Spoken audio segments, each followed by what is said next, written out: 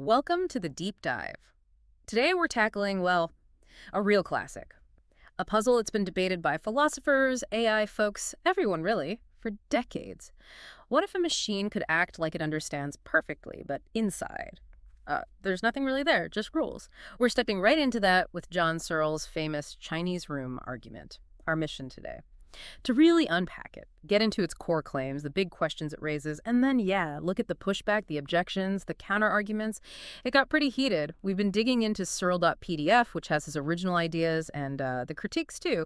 And as we go, maybe think about what you believe it means for something, anything, to truly understand. Absolutely. It's such a critical debate because it hits right at the heart of how we think about AI, sure, but also, well, us, human consciousness. It really forces you to ask, what is special about a mind? Okay, so let's start where Searle starts. His main target is this idea he calls strong AI. Now, this isn't just about, smart gadgets. What's the claim of strong AI? Right. Strong AI makes a pretty bold claim. It says that if you program a computer the right way, it doesn't just simulate having a mind. It actually is a mind. It would have genuine understanding, maybe consciousness, intentions, all of it. Like it'll want its own Netflix password or something. Maybe. Yeah. But Searle immediately jumps in there. For him, that's the fundamental mistake. Simulating something like understanding is just completely different from actually understanding. A program might spit out intelligent-sounding stuff, but Searle says that doesn't mean the machine itself gets it internally. And that crucial difference, that's what the Chinese room thought experiment is designed to show, right? Can you walk us through that? Yeah, it's a really vivid picture. So imagine you're inside a locked room. People outside are sliding pieces of paper under the door with Chinese characters on them. Now, you don't understand a word of Chinese, not a single character. But inside the room with you, there's this massive, incredibly detailed rule book, like a giant flowchart or program. It tells you, if you see this squiggle, find the paper with that squiggle and slide it back out. Okay, so you're just matching symbols based on rules, like a super complex lookup table. Exactly. And let's say the rules are so good, so comprehensive, that the answers you slide back out are perfect. To the native Chinese speakers outside, your responses are indistinguishable from someone who's fluent. They think you understand Chinese perfectly. But you, inside the room, shuffling papers according to the rules, you still don't understand a word of Chinese, do you? Not a clue. I'd just be following instructions like customer service sometimes feels. Right. And that's Searle's core point. The person inside is manipulating syntax. They're following the formal rules for arranging symbols. But they have zero grasp of the semantics, the actual meaning behind those symbols. What do these characters refer to? What ideas do they convey? No idea. So the system looks smart from the outside. It looks smart, yes. It convinces everyone. But inside, there's no actual comprehension. For Searle, just shuffling symbols around, no matter how cleverly, just isn't enough. It doesn't create understanding. Okay, that naturally makes me think about the Turing test. I mean, isn't the whole point of the Turing test just to fool someone? To behave indistinguishably from a human? Doesn't the Chinese room setup basically just pass the Turing test for understanding Chinese? That's a really sharp connection to make. And you're right, the room appears to pass a version of the Turing test. Searle isn't directly attacking the test itself, but his argument definitely pulls the rug out from under what people often conclude from it. His point is, fine, maybe a machine can act as if it understands. It can fool us. It can pass the test. But that outward behavior doesn't automatically mean it actually understands on the inside. Okay. So it's like winning a costume contest dressed as Batman. Exactly. You might have the best costume, fool everyone, win the prize. Yeah. But it doesn't mean you suddenly are Batman, all right? You don't get the Batmobile or Alfred. Got it. So the Turing test measures behavior simulation, but the Chinese room questions the internal reality of understanding. Now, obviously, an argument like this, it didn't just land without a fight. People must have pushed back hard. What were the main objections? Oh, absolutely. It kicked up a huge storm. And the objections are pretty clever themselves. The first big one is usually called the system's reply. The system's reply. Okay, what's the gist? The critics basically said, okay, Searle, you're right. The man inside the room doesn't understand Chinese. But, they argued, you're looking in the wrong place. The understanding isn't in the man, it's in the whole system. The man, plus the rule book, plus the papers, the pens, the whole setup working together, that system, understands Chinese. So it's like Voltron. The individual lion robots might just be limbs, but Voltron, the combined robot, is smart. That's a great analogy, actually. Yeah. The understanding emerges from the whole complex interaction. But Searle, well, he had a pretty famous comeback for that one. What did he say? He said, okay, let's take that seriously. Let's internalize the system. Imagine the man memorizes the entire rule book, every single rule. And he memorizes the state of the papers, everything. He does all the symbol manipulation entirely in his head. No room, no books, no paper. He becomes the entire system. Right, he embodies the whole process. Exactly. And Searle asks, now does he understand Chinese? And Searle's answer is still emphatically no. Even with the whole system internalized, he insists the person is still just manipulating uninterpreted symbols based on rules. It's still syntax without semantics. It's like, Yeah. becoming fluent in playing with language Legos, but having no idea what the finished structures are supposed to be. Okay, so even making the person be the system doesn't create understanding for Searle. It keeps coming back to this meaning thing, which makes me think, if it's so tied to maybe biology for him, what about actual biological intelligences, like my dog? He hears walk, he gets excited, tail wags, runs to the door. He seems to understand, but is he just reacting? Could a robot be programmed to do the exact same thing? Where's the line? That's a fantastic question because it really probes Searle's emphasis on biology.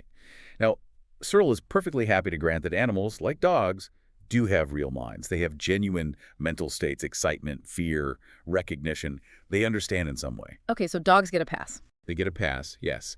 But then the critics jump in and say, hold on.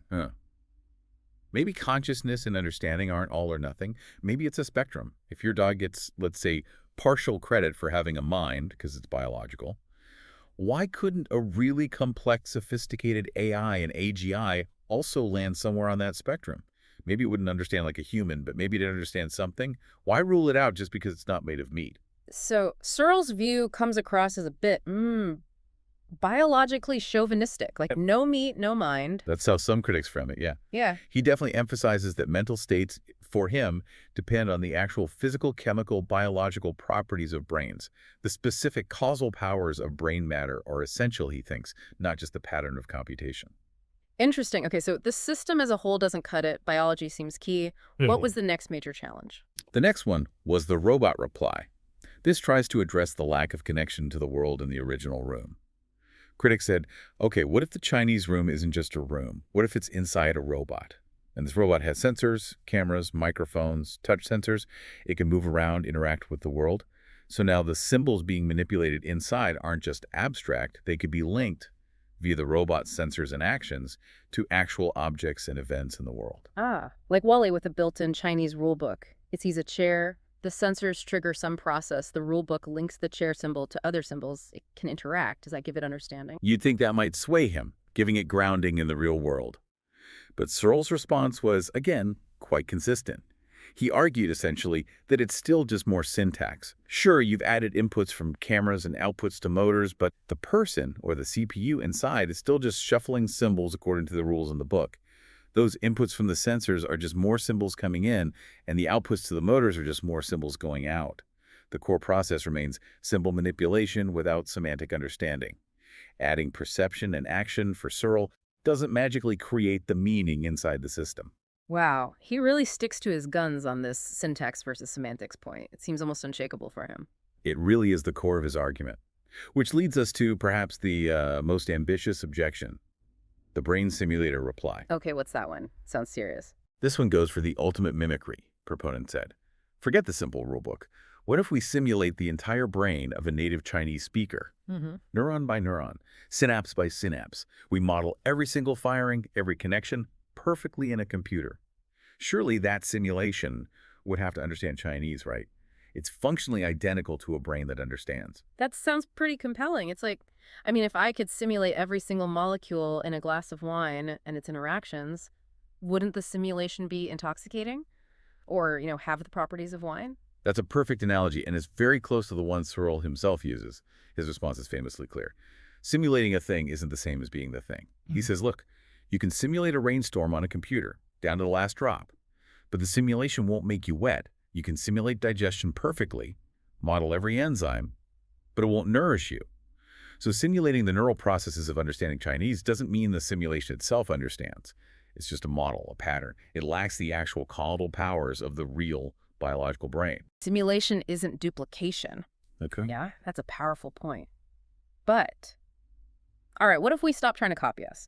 What if AI finds its own way to understand something totally different from human brains, maybe not even based on computation as we know it, but it's still genuine understanding? Does Searle allow for that? Now, that is the many mansions reply.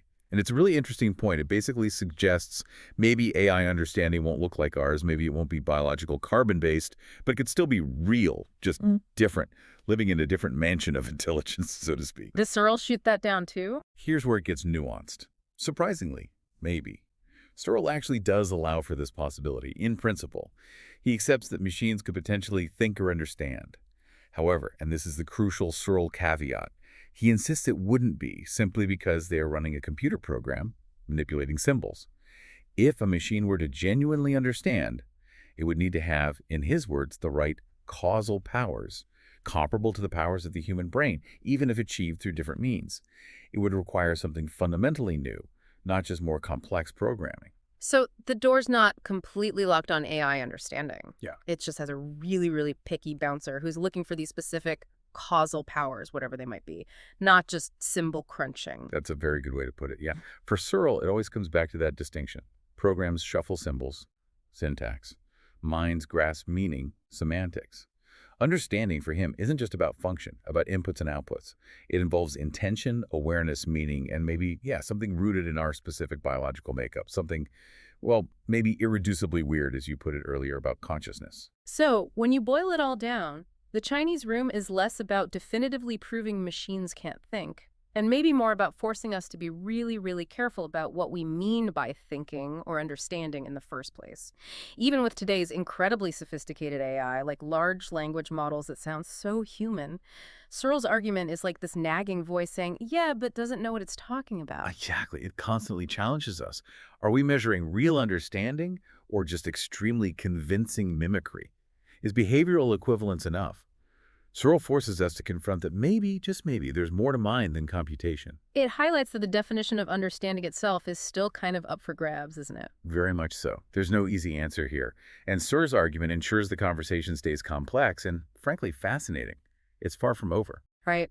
So here's something to chew on after this deep dive. If Searle is right, or even partly right, that genuine understanding is tied to specific biological properties, what does that mean for how we think about intelligence? Not just AI, but maybe potential alien intelligence, or even how we understand the different kinds of minds that might exist right here on Earth. Could our definition of understanding be, well, too human-centric, too narrow?